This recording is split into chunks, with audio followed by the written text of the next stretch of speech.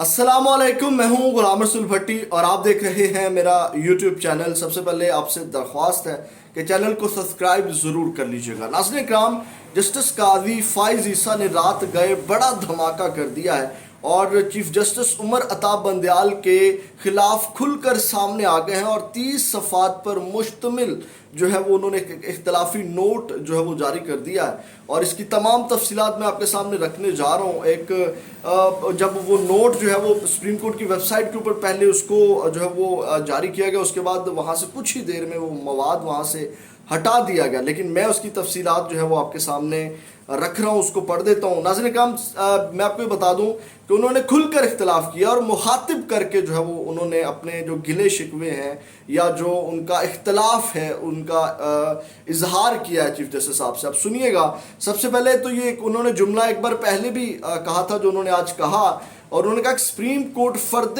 वाहिद की मर्ज़ी से नहीं चल सकती। ये उन्होंने एक जो अहम एक उनका जुमला था। बाकी तफसीलात भी मैं रखता हूँ जो गिले शिकवे उन्होंने किए हैं, लेकिन इसका मतलब ये है, ये जो तासुर जाता है अगर डिकोड किया जाए इनके इस जुमले को कि जो सुप्रीम कोर्ट है किसी एक फ़र्द वाहिद जो है वो उसका नाम नहीं है या उनकी मर्ज़ी से नहीं चल सकती, तो इसका मतलब ये है कि ये कहना ये चाह रहे हैं कि शायद जस्टिस उमर अता बंदयाल जो है वो तमाम फैसले अपनी मर्ज़ी से जो है वो करना चाह रहे हैं। नाज़रीन इकराम, इसकी तफसीलात जो हम आपके सामने रख देता हूँ।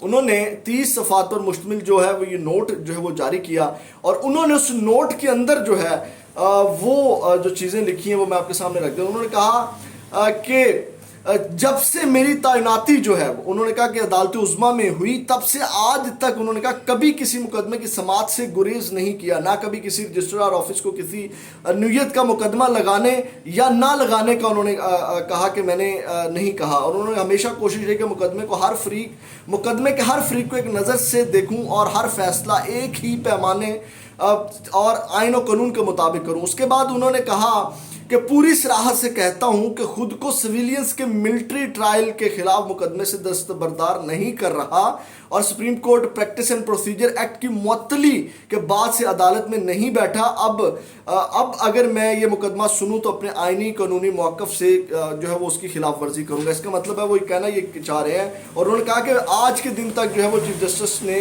मेरे इस मौक़िफ़ की जो है वो तरदीद नहीं की, बल्कि हजूर ने तो जवाब देना भी गवारा नहीं किया। मुझे दराक है कि चीफ जस्टिस ने अपने साथियों की बिला वजह गैर ज़रूरी कशमकश में उलझा रखा है। उसके बाद जस्टिस काजी फ़ाइज़ ईसा साहब ने नोट में कहा, उन्होंने कहा कि सीनियर तरीन जज की हैसियत से जो है वो मैं अपना फरीज़ा समझता हूँ समत को दुरुस्त रखना। उन्होंने कहा मैं उसका फरीज़ा समझता हूँ। उन्होंने कहा ना चीज़ की राय में अदालत उज़्मा के सरबराह को ऐसा नहीं करना चाहिए। अदालत उज़्मा जैसा आइनी इदारा फ़र्द वाहिद की मर्ज़ी से नहीं चल सकता। Supreme court practice and procedure act का इतलाक़ चीफ जस्टिस और 2 सीनियर जजेस पर होता है। उसके बाद उन्होंने लिखा कि जस्टिस तारिक मसूद ने भी शुरू में किसी बेंच में बैठने से किनारा कशी इख्तियार की। जस्टिस तारिक मसूद के मौक़िफ़ का एहतराम करता हूँ, इसी तरह वो मेरे मौक़िफ़ का एहतराम करते हैं। सीनियर तरीन जज की हैसियत से जो है वो उन्होंने कहा कि समत को दुरुस्त रखना जो है वो मेरा फरीज़ा है, मेरे फरीज़े में शामिल है। उन्होंने मज़ीद लिखा कि जजेस का गुलदस्ता अपनी महक से फ़ज़ा को मुअत्तर जो है वो रखेगा, किसी को शक ना हो मखसूस फैसले के लिए खुसूसी बेंच तश्कील दिया गया। मुझसे चीफ जस्टिस ने 16 मई को अचानक तहरीरी तौर पर दरियाफ्त किया कि मैं कब तक चैम्बर वर्क करना चाहता हूँ। अब इससे तो ये उन्होंने जो जुमला कहा कि जो है वो शक नहीं जाना चाहिए कि जो बेंच है वो किसी एक मखसूस फैसले के लिए बनाया गया है, इससे जो वो ये भी तासुर जाता है। अब इसको भी आप थोड़ा डिकोड करने की कोशिश कीजिएगा कि आप इस बारे में क्या कहते हैं। उसके बाद उन्होंने कहा कि चीफ जस्टिस ने मुझे एक मखमसे में जो है वो डाल दिया है। वो उन्होंने अपने नोट में लिखा कि चीफ जस्टिस को 17 मई को 5 सफ़ात में मुश्तमिल जवाब अरसाल किया। चीफ जस्टिस को जवाब में supreme court practice and procedure act का एक बार फिर हवाला दिया। निशानदही जो उन्होंने कहा कि मुकदमात की समाअत के लिए बेंच की तश्कील चीफ जस्टिस और 2 सीनियर जजेस पर मुश्तमिल कमेटी करेगी। इस कानून पर अमल नहीं किया गया क्योंकि अदालत उज़्मा ने कानून को जन्म लेने से पहले ही मुअत्तल कर दिया। उनका कहना था मैंने तहरीरी जवाब में निशानदेही की कानून के खिलाफ दरख्वास्तों को मंजूर होंगी या नहीं।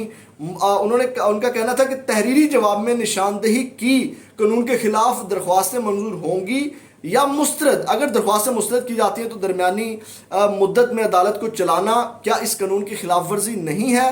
پھر انہوں نے کہا کہ مجھے مخمصے میں ڈال دیا ہے، مخمصے سے اسی وقت نکالا جا سکتا ہے جب اس قانون کے خلاف درخواستوں پر فیصلہ کریں یا حکم امتناع واپس لیں. ٹھیک ہے، مطلب وہ جو پریکٹس اینڈ پروسیجر والا جو معاملہ ہے اس کے اوپر ان کا یا فیصلہ کریں، حکم امتناع جاری کریں یا اس حکم کو معطل کر دیں، تو پھر جا کے جو ہے وہ میں بینچز میں جا کر کے بیٹھ سکتا ہوں. اس کے بعد ناظرین کرام انہوں نے کہا کہ عدالت کی کارروائی غیر یقینی صورتحال سے دو چار ہو رہی ہے. سپریم کورٹ کے سینئر ترین جج نے اپنے نوٹ میں لکھا کہ جو سوال چیف جسٹس سے کیا کہ کب تک چیمبر ورک کرنا چاہتا ہوں، چیف جسٹس ہی بہتر جواب دے سکیں گے. ان درخواستوں کے حوالے سے خود چیف جسٹس جواب دے سکتے ہیں کہ کب فیصلہ ہوگا، درخواستوں پر فیصلہ کیسے کریں، یہ بھی چیف جسٹس کی صوابدید پر منحصر ہے. پوری قوم کی طرح میں بھی منتظر ہوں کہ فیصلہ جلد ہو. عدالت کی کارروائی غیر یقینی صورتحال سے دو چار ہو رہی ہے. اس کے بعد انہوں نے کہا کہ عمر عطا بندیال نے، میں نے کہا تھا نا کہ انہوں نے مخاطب کر کے جو ہے وہ گلے شکوے کیے ہیں اور نوٹ جو ہے وہ جاری کیا. انہوں نے کہا کہ عمر عطا بندیال نے چیف جسٹس کو عہدہ سنبھالنے کے بعد سینئر ججز سے مشاورت کی روایت ترک کر دی. اب یہ بہت بڑا جو ہے وہ جملہ ہے جو انہوں نے کہا ہے، اور اس سے یہ ظاہر ہوتا ہے کہ یہ کہنا یہ چاہ رہے ہیں، اگر اس کو تھوڑا ڈیکوڈ کیا جائے، کہ یہ چیف جسٹس عمر عطا بندیال جو ہیں وہ کسی کی نہیں سنتے، وہ صرف اپنی مرضی کرتے ہیں. اور اس کی تفصیلات میں آپ کے سامنے رکھ دیتا ہوں. انہوں نے کہا کہ عدالت عظمیٰ میں رواج رہا کہ بینچ کی تشکیل اور دیگر امور میں سینئر ججز سے مشورہ لیا جاتا تھا. سابق چیف جسٹس گلزار احمد متواتر جسٹس عمر عطا بندیال سے مشاورت کرتے تھے. ہر آئینی مقدمے میں جسٹس بندیال کو سربراہی دی یا انہیں بینچ کا حصہ بنایا. جب سے جسٹس عمر عطا بندیال نے چیف جسٹس کو عہدہ سنبھالا ہے، سینئر ججز سے مشاورت کی روایت ترک کر دی ہے. نہ مجھ سے نہ سینئر جج سردار طارق مسعود سے کوئی مشاورت کی. سمجھ آ رہی ہے؟ مطلب کہ وہ کہہ رہے ہیں کہ جی ہم تو سینئر ترین جج ہیں، اور آپ کو پتہ ہے کہ اب چیف جسٹس کے لیے بھی نامزد ہو گئے ہیں. تو انہوں نے کہا کہ ان کا شکوہ ہے کہ جو مشاورت نہیں کی، اور میرا خیال ہے کہ مشاورت ہونی چاہیے سینئر ترین ججز کے ساتھ، اور ان کو جو ہے وہ جو بھی فیصلہ ہو ان کا رائٹ بنتا ہے. جس طرح انہوں نے کہا کہ چیف جسٹس گلزار احمد تھے، وہ مسلسل جو ہے وہ چیف جسٹس عمر عطا بندیال کو ہر مشورے میں شامل کرتے تھے. تو یہ ناظرین کرام، اس کے بعد یہ نوٹ انہوں نے جب جاری کیا، کچھ ہی دیر بعد اپلوڈ، جب اس کو سپریم کورٹ کی ویب سائٹ پہ اپلوڈ کیا گیا، پھر اس کو کچھ ہی دیر بعد ہٹا دیا گیا.